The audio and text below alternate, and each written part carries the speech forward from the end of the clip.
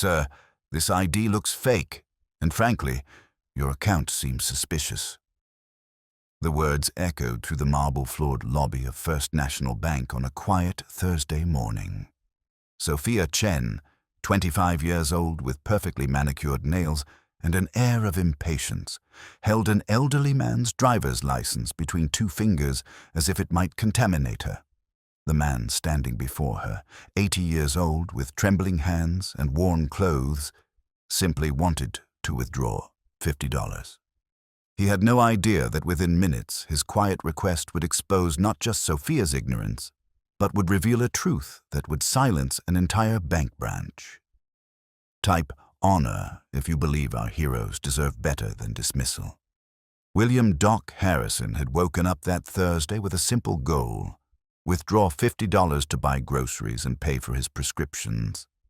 At 80 years old, Doc lived on a fixed income, his military pension and Social Security barely covering his modest needs in the small apartment he'd called home for the past decade. His wife Margaret had passed away 6 years earlier, and his 2 sons lived out of state with families of their own. Doc managed alone, quietly, never complaining, never asking for help. He'd learned self-reliance a long time ago in places where help wasn't coming and survival meant depending on yourself and your brothers beside you.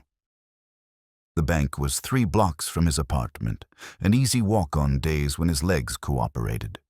Today they had, and he'd arrived at First National just after 9, when the morning rush had died down. Doc had been banking at First National for 42 years, since he'd moved to this town after retiring from the lumber mill in 1983. He'd opened his account with $100 and had maintained it meticulously ever since. He kept a low balance, never more than a few $1,000s, and made regular small withdrawals for his expenses. The bank had changed ownership twice over the decades, upgraded its computer systems multiple times, moved to a new building once, but Doc's account had remained constant, transferring through each transition. What Doc didn't usually think about, what he'd almost forgotten himself, was the special designation attached to his account. It was something the Veterans Affairs Office had arranged decades ago, a quiet flag in the system that meant nothing to most people but everything to those who understood. Doc never mentioned it, never used it for special treatment, never expected anything different than any other customer. He was just a man who needed $50 for groceries. Sophia Chen had been working at First National for 8 months. Fresh out of college with a degree in business administration, she'd taken the teller position as a stepping stone to something better, something that matched her ambitions. She found the work tedious, the customers mostly boring, and she'd developed a habit of judging people by their appearance. Well-dressed customers got her bright smile and efficient service. Those who looked less prosperous, like Doc in his faded flannel shirt and worn jeans, got her impatience and suspicion. When Doc had approached her window, placed his worn wallet on the counter, and quietly asked to withdraw $50, Sophia had barely looked up. "ID and account number," she'd said flatly, her tone suggesting she had better things to do. Doc had slid his driver's license across the counter and recited his account number from memory, the same number he'd had for over 4 decades. Sophia had picked up the ID and immediately frowned. The lamination was worn, the edges slightly frayed. The photo showed Doc maybe 5 years younger, and the address listed was his current apartment. "This looks old," she'd said, suspicion creeping into her voice. "Is this even valid?" Doc had nodded patiently. "Yes, ma'am. It doesn't expire until next year. It's right there on the bottom." Sophia had squinted at it, then typed his account number into her system. When the account information loaded, she'd paused, staring at the screen with a frown. Doc's balance showed $3,200, not unusual in itself. But Sophia had been trained to watch for certain red flags, and she'd been overzealous in applying them. An elderly customer, worn ID, requesting cash, modest balance. Her internal checklist started triggering warnings that weren't really there. "Sir, I'm going to need to verify some information," she'd said, her voice taking on an official tone that masked her inexperience as authority. "This account has some irregularities." Doc had looked confused. "Irregularities? I've had this account for 42 years. I just need $50 for groceries." Sophia had leaned back in her chair, crossing her arms. "Your ID looks suspicious, quite frankly. The lamination is damaged. The photo doesn't really look like you, and I'm seeing some unusual flags on your account."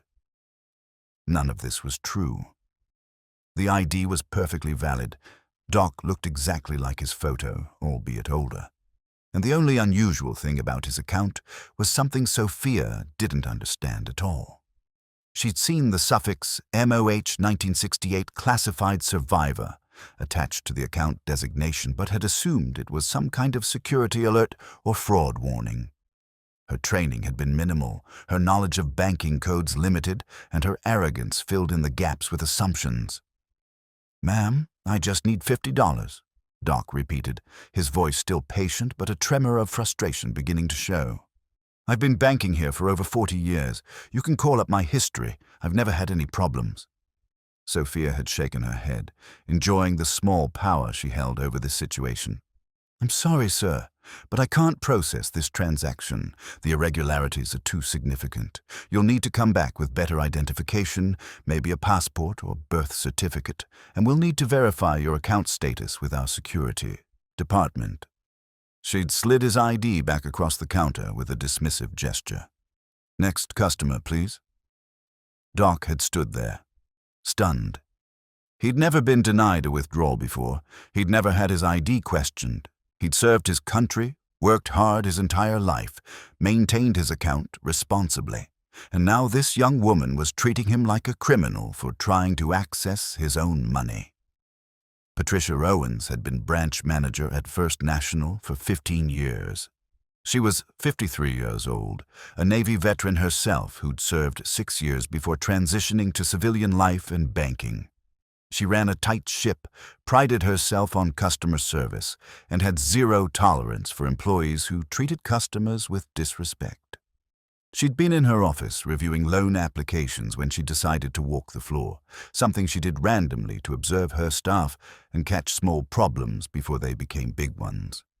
As she'd emerged from her office, she'd noticed an elderly man standing at Sophia's window, looking confused and distressed, while Sophia sat back with her arms crossed. Patricia's instincts had immediately alerted. She'd walked closer, approaching from the side where she could see Sophia's computer screen. What she saw made her blood run cold. The account on the screen showed a suffix Patricia recognized immediately. MOH-1968-CLASSIFIED SURVIVOR. Patricia's father had been a Marine Corps officer, and she'd grown up in a military family. She knew exactly what MOH meant. Medal of Honor, the highest military decoration awarded for valor in combat. Only 3,517 Medals of Honor had been awarded in the entire history of the United States, and recipients were rarer than most people realized. The 1968 designation indicated Vietnam War era, one of the bloodiest periods of American military history. And the classified survivor notation meant something even more significant. This man had been part of operations so sensitive that details remained restricted decades later. Patricia's heart had begun racing. She'd moved quickly to Sophia's window. "Sophia, step aside, please," she'd said, her voice quiet but commanding. Sophia had looked up, startled. "But I'm in the middle of—" "Step aside. Now." Patricia had taken Sophia's place at the terminal, her eyes moving from the screen to Doc's face. She'd seen the frustration there, the quiet dignity of a man who'd been disrespected for no reason. "Mr. Harrison," she'd said, reading the name from the account, her voice completely different from Sophia's, warm, respectful, almost reverent. "I apologize deeply for this confusion. I'm Patricia Owens, the branch manager." Doc had nodded, still holding his worn wallet. "I just need to withdraw $50, ma'am. I've been coming here for over 40 years, and I've never had a problem until today." Patricia had glanced at Sophia, who stood nearby looking confused and slightly defensive. "Sophia, do you know what MOH stands for?" she'd asked quietly. Sophia had shaken her head. "Some kind of security alert." Patricia had closed her eyes briefly, controlling her anger. "Medal of Honor," she'd said, her voice tight. "The highest military decoration for valor in combat. Mr. Harrison is a recipient." The color had drained from Sophia's face. Even with her limited knowledge of military matters, she knew what the Medal of Honor meant. It was legendary, the highest recognition of heroism. Patricia had turned back to her screen, reading the additional notes attached to Doc's account, information that only management-level access could see.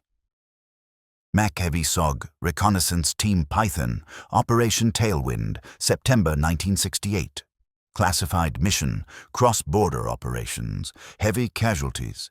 Harrison, William R., combat medic, credited with saving 14 lives under sustained enemy fire while wounded. 3 of original 18-man team survived. Declassified summary available upon request. Patricia had felt tears threatening. Her father had told her stories about Soji, about the men who'd gone into Laos and Cambodia on missions that officially never happened. The casualty rates had been staggering, and this man, this quiet 80-year-old who just wanted $50 for groceries, was one of the few who'd made it home. "Mr. Harrison," Patricia had said, her voice thick with emotion she was struggling to control. "First, let me process your withdrawal immediately. But I need you to know something. This bank has a VIP concierge service for Medal of Honor recipients. You should have been receiving white glove service from the moment you walked in. The fact that you weren't, that you were treated this way, is unacceptable." She'd quickly processed the $50 withdrawal, but before printing the receipt, she'd upgraded Doc's account status in the system, flagging it for priority service, waiving all fees permanently, and adding her direct office line to his contact information. "From now on, if you ever need anything, and I mean anything, you call me directly. You don't wait in line. You don't deal with any of this.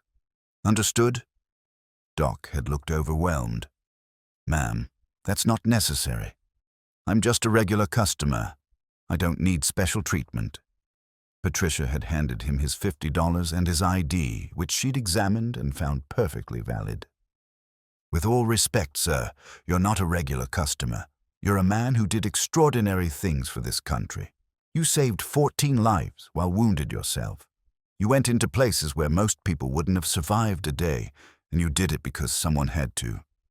She'd paused. "My father was a Marine officer. He told me about SOG, about what those missions were really like. He said the men who did that work were a different breed, that they faced things most people couldn't imagine." She'd glanced at Sophia, whose face had gone from pale to ashen. "And you deserve to be treated with the respect you earned." Doc had nodded slowly, accepting the cash. "Thank you, ma'am. I appreciate your kindness." As he turned to leave, Patricia had stopped him. "Mr. Harrison, do you need a ride home? I can arrange." Doc had smiled slightly, the first smile he'd shown since arriving. "I'm fine, thank you. It's a nice day for a walk." After Doc had left, Patricia had turned to Sophia, her expression hard. "My office. Now." In the privacy of her office, Patricia had let her anger show. "Do you have any idea what you just did? You accused a Medal of Honor recipient of fraud. You questioned his identification, which was perfectly valid. You refused him access to his own money based on nothing but your assumptions and prejudices." Sophia had tried to defend herself. "I was just being careful, following protocol for suspicious accounts." Patricia had cut her off. "There was nothing suspicious about that account except that you didn't understand the designation. Instead of asking me, instead of double-checking, you made assumptions. You treated a man who saved 14 lives under enemy fire like he was trying to scam us out of $50. She'd leaned forward. "Effective immediately, you're being reassigned to back office work. No customer contact until you complete extensive training on our account designations, customer service protocols, and basic human decency." Sophia had protested. But Patricia had been unmoved. "This isn't negotiable. You humiliated a war hero. You made him question whether he could access his own money to buy groceries. That's not just bad customer service, it's disgraceful." She'd paused. "And for what it's worth, you should know that Mr. Harrison's classified mission was one of the most dangerous operations of the Vietnam War. His team inserted into Laos to gather intelligence on enemy troop movements. They were discovered, surrounded by enemy forces, and fought for 3 days to reach extraction. Out of 18 men, only 3 survived. Doc Harrison, the combat medic, kept his wounded teammates alive while taking fire himself. He was shot twice, took shrapnel from a grenade, and still managed to hold off enemy combatants while treating the wounded. That's why he received the Medal of Honor. That's who you just treated like a criminal." The next day, Patricia had called Doc personally to apologize again and to inform him that the bank was implementing mandatory training for all employees on recognizing and honoring veteran account designations. She'd also arranged for a formal letter of apology to be sent to his home, along with information about additional services available to him. Doc had been gracious, as Patricia had expected.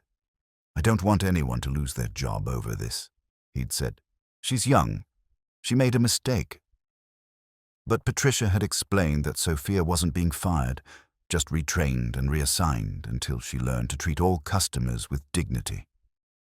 "Some lessons are hard to learn," Patricia had said, "but they're important ones." Doc had accepted this, and the conversation had ended with Patricia inviting him to a veteran appreciation event the bank was hosting the following month. Doc had promised to think about it. Word of the incident had spread through the bank quickly. Patricia had used it as a teaching moment, gathering all staff for a mandatory meeting where she'd explained what had happened, why it mattered, and what was expected going forward. She'd shown them the declassified summary of Operation Tailwind, let them read about what Doc Harrison and his team had endured, and made it crystal clear that respect wasn't optional. The bank's culture had shifted after that. Employees started actually reading account designations, asking questions when they didn't understand something, and treating every customer, regardless of appearance, with genuine respect. Sophia had spent 3 months in back-office work, processing paperwork and undergoing intensive training. When she'd finally returned to customer-facing roles, she'd been a different person, humbler, more thoughtful, genuinely committed to serving rather than judging. Doc Harrison still banks at First National. He still lives in his modest apartment, still makes his small withdrawals for groceries and prescriptions, still lives quietly without fanfare. But now, when he walks into that bank, employees greet him by name, offer him water, process his transactions with efficiency and warmth. Patricia stops by his window whenever she sees him, just to chat, to make sure he's doing well.